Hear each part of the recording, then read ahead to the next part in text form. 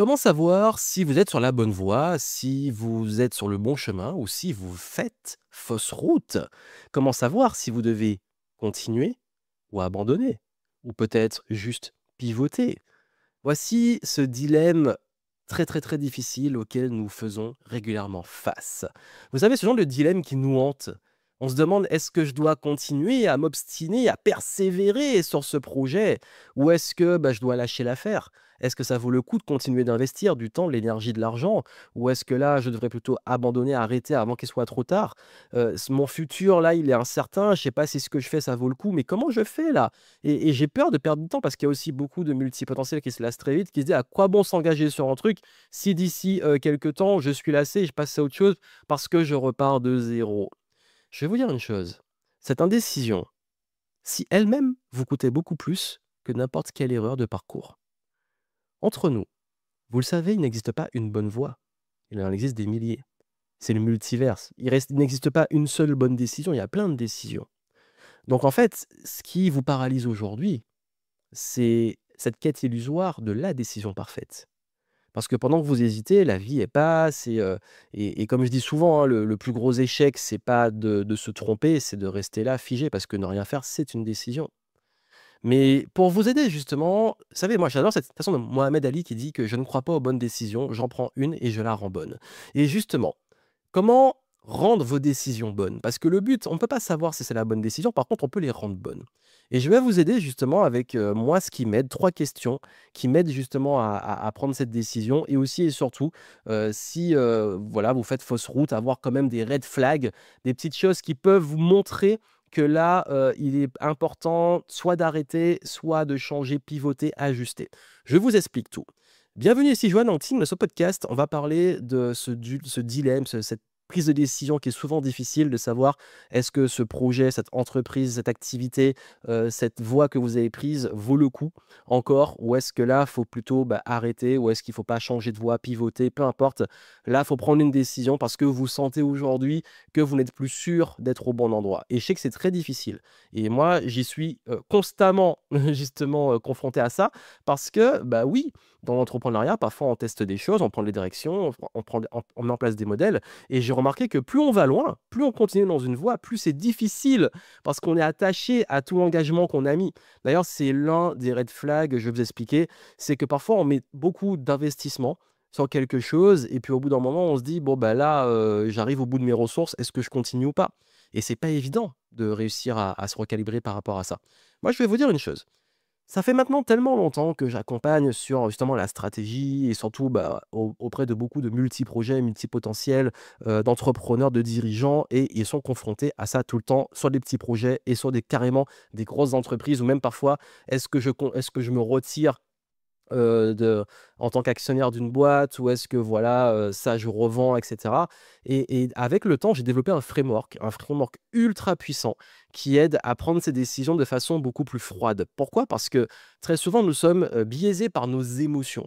Nous sommes beaucoup dans l'émotionnel, dans l'attachement. C'est vraiment l'aversion à la perte, c'est ça, c'est l'attachement à quelque chose et plus ça fait longtemps qu'on y est, plus on y est attaché. C'est pour ça que le changement, changer de vie, c'est très difficile et ce framework justement, il me permet d'avoir ce recul qui évite justement, les décisions parce que le risque, c'est que si on continue sur la mauvaise voie, là aussi on peut se retrouver à perdre et user des ressources si on avait pris une décision plus tôt.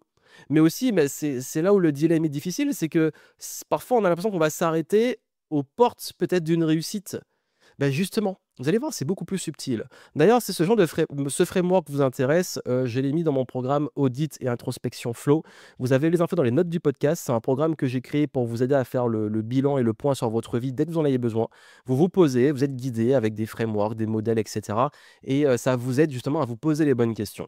Et dans ce programme, j'ai mis en bonus, suite à beaucoup de demandes, sur, un framework pour savoir comment, quand et comment continuer, pivoter, abandonner et c'est en 3 étapes. Ça vous pose les bonnes questions, vous posez les choses et selon ce que vous allez répondre, ça va vous dire: «Bon là, faut, continuer, là, faut pivoter, là, faut lâcher l'affaire» et vraiment, c'est important de le faire tout de suite et ça évite de perdre, des ressources sur les mauvaises directions. Donc ça, si ça vous intéresse, dans les notes du podcast, vous l'avez et vous pourrez avoir ce bonus qui est uniquement que dans ce programme. Voici déjà des conseils qui peuvent vous aider dès maintenant et puis après pour le framework, si vous voulez utiliser, la version intégrale et plus poussée, vous avez les infos dans les notes du podcast. Donc déjà, comment savoir si vous faites fausse route? Déjà, il y a des signes. On se sent constamment épuisé sans raison valable. On sent que ça devient lourd. L'enthousiasme s'est transformé en corvée quotidienne. On s'est lancé par de l'enthousiasme et tout, et puis finalement, c'est que de la corvée. C'est lourd en fait. C'est une obligation. On est plus dans le je dois que le j'ai envie. Et peut-être que vous stagnez malgré tous les efforts et vous allez épuiser vos ressources. Ça veut dire que vous avez mis beaucoup, beaucoup, beaucoup, beaucoup, beaucoup, et ça stagne depuis trop longtemps. Et surtout, bah, peut-être aussi comme red flag que vous continuez par peur. Par peur d'avoir perdu du temps, par peur de vous être engagé, de se dire en fait, bah là, comme j'ai mis, et c'est vraiment la seule et unique raison, et ça c'est vraiment un red flag, c'est comme j'ai investi, je ne peux pas m'arrêter. Et ça, si c'est la seule raison qui vous pousse à continuer, bah voilà, si vous cumulez, il y a des chances que vous fassiez vraiment fausse route. Parce que quand ça devient une corvée, trop lourd, ça stagne, et qu'en plus, on s'attache que parce qu'on a déjà fait du chemin, heu, à quoi bon continuer avec de la lourdeur, avec une perte d'enthousiasme, et cetera? Et parfois, c'est pas forcément une décision radicale d'arrêter. Parce que parfois, ça peut être des petits ajustements, des changements, ou peut-être un manque de recul. Par exemple, vous avez lancé une activité, une entreprise, vous êtes passionné par ce que vous faites, mais aujourd'hui, ce qui vous éteint, qui crée de la corvée, c'est que vous passez trop de temps sur des tâches qui ne sont pas dans votre zone de génie, ou à courir après des clients, ou à essayer d'être rentable. Et la motivation que vous aviez de vivre d'une vraie passion, d'une vraie envie d'apporter de la valeur, c'est devenu une corvée de juste payer des charges et en plus de faire de l'administratif, par exemple. Donc là, c'est un modèle qu'il faut revoir. Et c'est pas forcément que le projet n'est pas viable, c'est que la façon de le mener est pas bonne. Donc vous avez vu, chaque cas est particulier, mais là, je vous dis juste que ces red flags, ils montrent que là, il y a vraiment du changement à faire, soit un arrêt, soit un réajustement. Et c'est pour ça qu'il faut faire la différence entre l'obstination et la persévérance. L'obstination, c'est de continuer sans évoluer. Si on fait les choses, on tête dans le mur, on y va, bon, on se tape sur le mur plusieurs fois et on continue sans changer. La persévérance, c'est qu'on continue, mais on s'adapte. Ça veut dire que si ça marche pas, je vais tester autrement, ou je vais m'améliorer, ou je vais prendre des feedbacks. Et en fait, la persévérance, il y a une évolution personnelle. Ça veut dire que même si on est allé au bout d'un chemin, et même si on arrête, on aura appris, on aura évolué, on aura avancé. L'obstination, si vous faites la même chose, vous n'apprenez pas, vous n'évoluez pas, et forcément, vous allez avoir les mêmes résultats. Donc, un projet qui mérite qu'on continue, c'est pas forcément celui qui a le plus de potentiel, hein. C'est celui qui résonne le plus avec le vous d'aujourd'hui. Parce que ça aussi, c'est l'erreur, c'est que parfois, en fait, on se lance dans des choses aussi, et du coup, bah, au bout d'un moment, nous changeons, et puis c'est peut-être que aujourd'hui, ça ne vous correspond plus. Moi, j'ai beaucoup de personnes dans l'entrepreneuriat qui arrivent à justement une nécessité de revendre, de pivoter, parce qu'aujourd'hui, leur business, c'est plus ce qu'ils veulent. Ils ont un modèle. Même moi, j'ai vécu ça.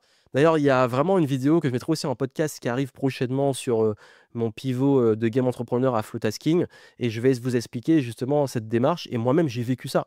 C'est qu'au bout d'un moment, le modèle que j'avais me correspondait plus, donc j'ai dû pivoter pour retrouver le feu sacré et l'enthousiasme de faire des choses. Donc vous avez vu, ça, c'est quelque chose qui est très important, parce que parfois, on reste trop attaché et on ne s'actualise pas. Parce que parfois, c'est peut-être juste aussi que vous êtes vraiment lassé, en fait. Vous êtes plus au bon endroit, et c'est OK de se réajuster. Dans la méthode d'introspection dont je vous ai parlé, en fait, j'ai un exercice sur ça qui permet en fait de se réaligner et d'arrêter de continuer des objectifs qui n'ont plus sens avec nous aujourd'hui. Et c'est ça, c'est que je sais qu'il y a cette grosse peur, hein, j'ai la peur d'avoir perdu mon temps, mais qu'est-ce qui vous fait perdre le plus de temps selon vous? Si ce n'est attendre, ou rester figé, ou s'obstiner. Donc franchement, accepter aussi que parfois on peut arrêter et que c'est pas un échec, c'est juste une transition, de l'espace pour quelque chose de plus aligné, c'est OK. Repenser aussi, le fait d'arrêter, le fait entre guillemets «d'abandonner». Le mot «abandonner» est très, très, très mal vu, mais pourtant, il y a des fois, oui, il faut arrêter, il faut abandonner, il faut lâcher. Parce que, si on s'accroche sur un truc qui ne nous correspond plus, juste même aussi par peur du jugement de ce que vont penser les autres, c'est la pire façon de se rendre malheureux. Et c'est pour ça que, comme j'ai dit, là, vraiment, il y a une décision à prendre. Votre corps, votre esprit, il vous envoie des messages. Êtes-vous prêt à l'écouter? Donc, si ça peut vous aider, moi, il y a 3 questions que je me pose déjà pour savoir si si je dois continuer. Je vais me demander, la première question, c'est: est-ce que ça nourrit mon jeu infini?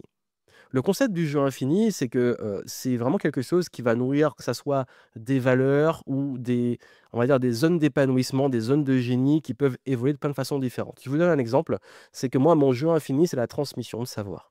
Ça veut dire que ça doit conti je dois continuer dans tout ce que je fais pour m'animer à transmettre. Que ça soit être professeur, que ça soit être conférencier, que ça soit écrire des livres, que ça soit faire du contenu comme celui-ci, peu importe, moi, c'est ce qui m'anime, c'est mon jeu. Par contre, il y a peut-être des jeux finis, par exemple, faire des vidéos ou faire des conférences ou donner une conférence précise ou écrire tel livre, et cetera, qui sont, on va dire, des jeux qui ont un résultat fini et après, c'est une quête qui est finie, mais ils sont finis.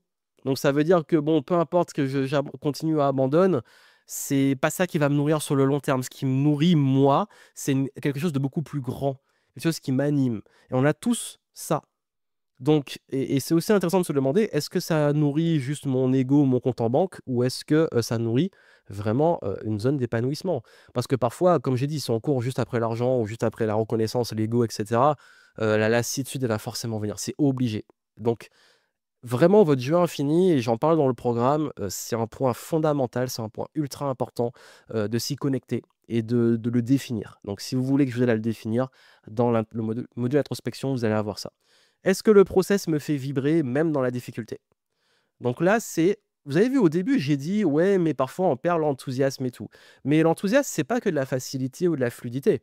L'enthousiasme, c'est qu'il y a du challenge, mais on a envie. On a envie, on continue parce que justement, le sens profond est plus fort. Parce que les résultats, ils vont être éphémères, mais le processus, c'est votre vie quotidienne. Donc si vous voulez tester chaque jour du chemin, chaque partie du processus, non, là, franchement, ça ne vaut pas cette souffrance. La destination ne Franchement, c'est la destination, tout le chemin, il est horrible, il a pas de sens, vous n'y voyez pas vraiment quelque chose qui vous nourrit, ça sert à rien. Pourquoi se faire du mal? C'est vraiment en plus pour un truc, éphémère. Une fois que vous serez à la destination, super, j'ai réussi, mais ça va durer de façon comme j'ai parlé dans un précédent podcast sur le mythe des objectifs. OK, un petit shoot de dopamine, un petit coup de ça m'a fait du bien et puis on retombe en fait. Ça retombe et vous êtes juste tapé tout le chemin. Non, c'est important aussi d'être, comme je dis, tomber amoureux du process, même si c'est difficile. Et surtout, est-ce que vous voyez quand même des micro-signaux de progrès? Même si c'est subtil, hein. Vous savez, le succès, c'est pas une ligne droite, mais ça peut être, une constellation de petites victoires. Ça peut être, des petites choses qui montrent que vous avancez, même lentement. Et ça peut être aussi parfois, on pense que c'est que des résultats, mais c'est aussi des transformations personnelles. Se dire: «OK, ben, est-ce que moi j'ai évolué? Est-ce que j'ai appris?» Comme je vous l'ai dit, très souvent, c'est de se dire: «Bon, OK, bah, est-ce que je suis meilleur que qui j'étais avant? Est-ce que je sais plus de choses que je savais avant? Est-ce que mon mode de pensée a évolué?» Donc c'est ça qui est important. Vous savez, moi, j'en ai arrêté plein des projets, j'ai pivoté, j'ai déjà, oui, persévéré aussi quand des gens me les aidaient à arrêter parce qu'au fond de moi, j'avais ce jeu infini, ce process qui m'attirait et ces signaux que je devais continuer dessus. Donc voilà, ça que je vous dis que l'extérieur, ne l'écoutez pas trop parce qu'au fond de vous, vous savez. Même parfois quand il y a des signaux et parfois c'est très personnel, il faut vraiment bien se connaître. Il y a des signaux qui montrent que voilà, mais vous, au fond de vous, l'intuition, vous y croyez, il faut y aller. Mais bien entendu, il faut quand même aussi mettre des limites dans le risque, dans aussi l'engagement, dans ce que ça vous coûte, le coût de continuer versus le coût d'arrêter. Faut être aussi parfois un peu factuel quand on prend les décisions pour éviter que les émotions prennent trop le dessus et surtout ça va dans les 2 sens, que ça soit en termes de déception ou en termes d'euphorie. Donc vraiment, hein, c'est ça que ce qui fait la différence, c'est la clarté sur vos valeurs et votre jeu infini et de pas vous demander juste: «Est-ce que ça a marché?» mais «Est-ce que ça me rapproche de qui je veux devenir?» Ça, c'est très important.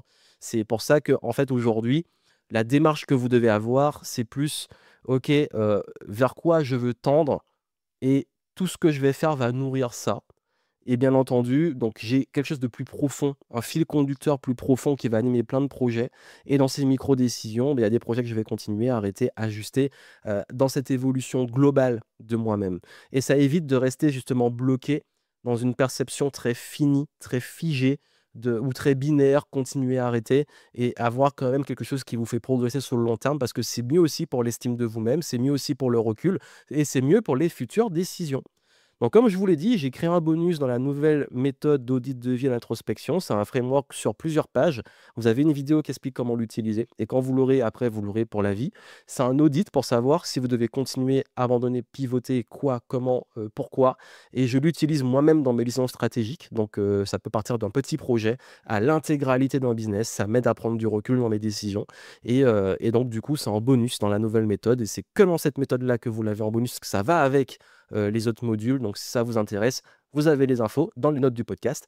allez voir. Et d'ici là, n'oubliez pas de rester dans votre flow et je vous souhaite plein de succès. À très bientôt.